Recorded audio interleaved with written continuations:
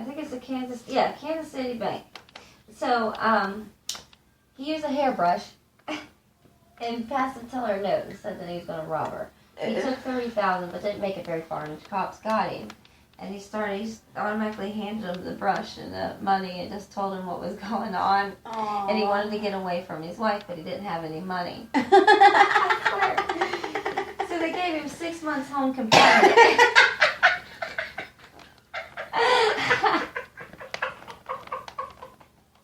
Isn't that terrible? He's 71. He said he'd rather be a person. They gave him 6 months. Oh my good grief. That was June 14th. Isn't that terrible? He's like, that's the opposite of what I wanted. That is just karma full swing for your ass. I mean, seriously, because he was just being a greedy old man. He could have went to a homeless shelter. Went for a fucking walk. Went for a fucking walk. Got his tent and went fucking popped it on the river somewhere for a couple days. Tell me you couldn't have figured something out and I'll call you a liar. Right. You want to rob a bank. With a hairbrush. He's like, if I get caught, it's innocent enough. Maybe I won't spend the rest of my life in prison. Maybe just a couple years. Yeah, I think you just want to go there for a few days, yeah. Or put in a crazy house for a few days. That's awesome.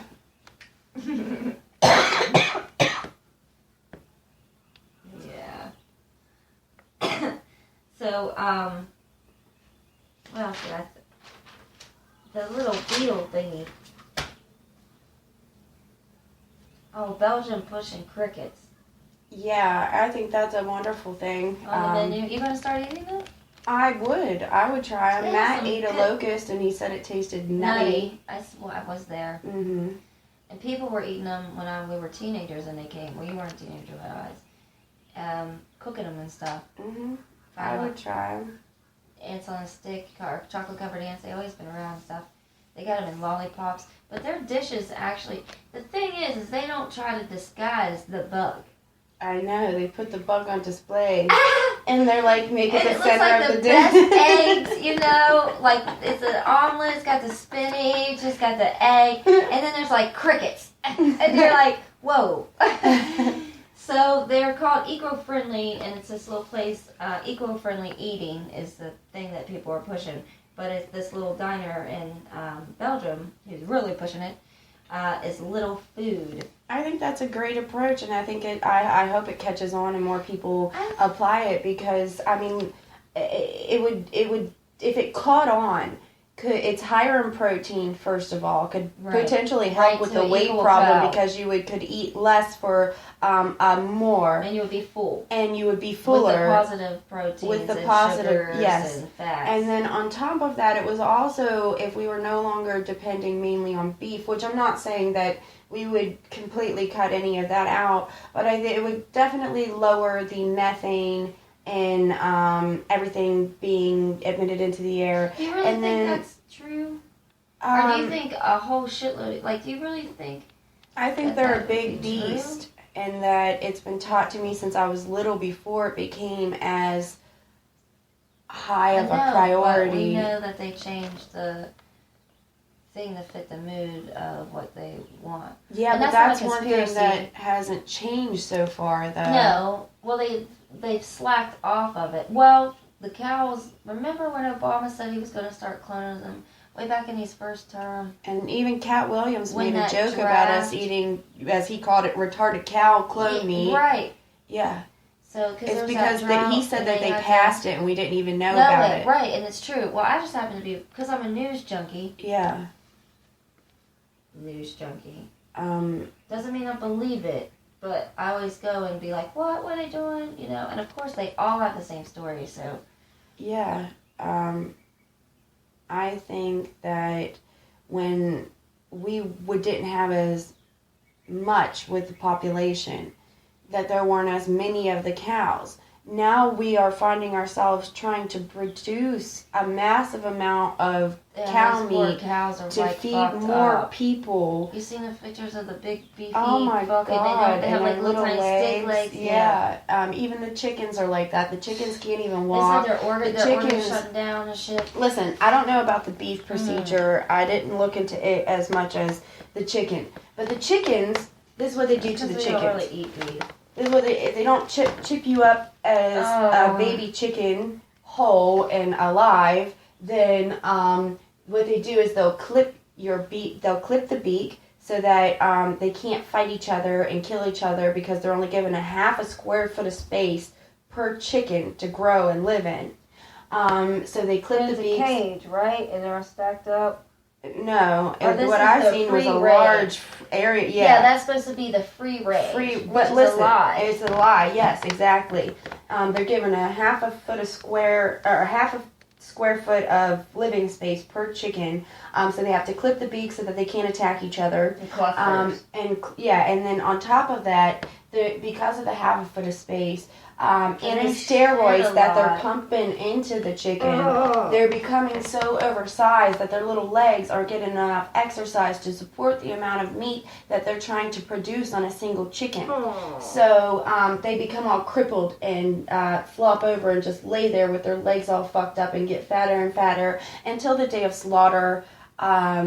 And the feed makes them speed up, like... Yeah, that's what I mean, the steroids and high speed growth. Yeah, and if you're wondering how they get it, it's through the feed. The food.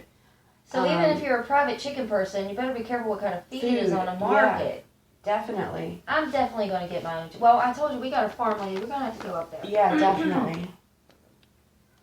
Oh, God. And I'd imagine that the cows, because they're bigger animals, are probably a little bit worse. And harder to manage as a whole. So now there's a tick, though, that Lone Star tick, that makes you allergic to red meat for the rest of your life. I've seen that. Isn't that fucked up? That's National Geographic.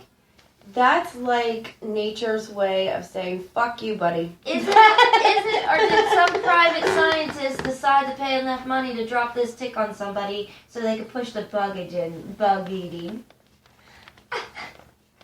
I don't know. Like, maybe it is to cut down all the things for climate. You know what I mean? I think that... I bet you that's engineered, dude. How the hell? It'll come out. It'll come out just like Zika did. It's an accident. We're sorry. How do you get because of the sugars, they said. The sugars they inject into you do something, so then your body automatically recognizes that as that wrong kind of sugar, protein, or whatever. Might not even be protein, it just says sugar. And therefore you're allergic. Like hives, swelling of the throat, like being stung by a bee for me and poison ivy for you. Allergic. Like literally allergic to red meat afterwards. I want to say it said pork too. Well, yeah. The other way. I don't know. Maybe. I don't know. I know. I always, in my mind, had pork in its own category. Like cow, venison, raw red hard meat. Yeah. And then pork, and then chicken and fish. And quail and duck. Quail, yeah. So, yeah. Wow, dude. Yes. Yeah, and they do all the animals like that. And what they do with the little man chicken is they send that little man chicken to his death right at the hatching when he's all tweeting around and chirping, and he goes into the chipper. Yeah. That is crazy. Yeah. I don't see how that's allowed. Well, why not? We boil lobsters alive from the beginning. I don't even know why that's allowed. If you don't have to, I don't understand why that's allowed. Because you want to achieve maximum tenderness. I guess. Because the lobster gets easily like rubber. You I bounce guess it off a wall. Like, okay, yeah, a lobster I think is a little different. We're not mass produced. If you had like, but But then again, seafood here lately, I've been trying to steer clear of. Hey, I'll be scared to eat it until I die. Yeah, after the meltdown, I'm terrified of seafood. They're fucking. Unless you tell me you have your own private ocean. Right? You farmed them. Then I don't even know where you got the mean one to farm them. Yeah, it's just crazy. Yeah. Even our rivers with the high mercury levels are a little scary. I remember, who was it? It was one of Dad's family, well, I guess mine too, or ours too. Rodney, maybe? Got mercury poisoning? From eating too much fish from our rivers.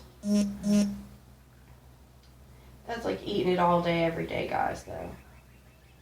But that was still something crazy to see. His veins, he looked like he was going to be in a zombie movie. Legs, yeah. I was like, oh my God. And it didn't go away for a while, right? Or it was forever or I something? don't know. I know you can die from it. No shit. I know it is very toxic and can affect your brain. Like, what the hell?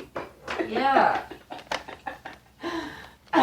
That's what one of the prophets went crazy on, was mercury. He was He was an alchemist. Yeah. He wasn't just a prophet. He was an alchemist more than a prophet who was getting high on some shit he was concocting. Playing around And with. he accidentally poisoned himself and went Imagine how he crazy. fucking died as a result of experimenting with it in the first place.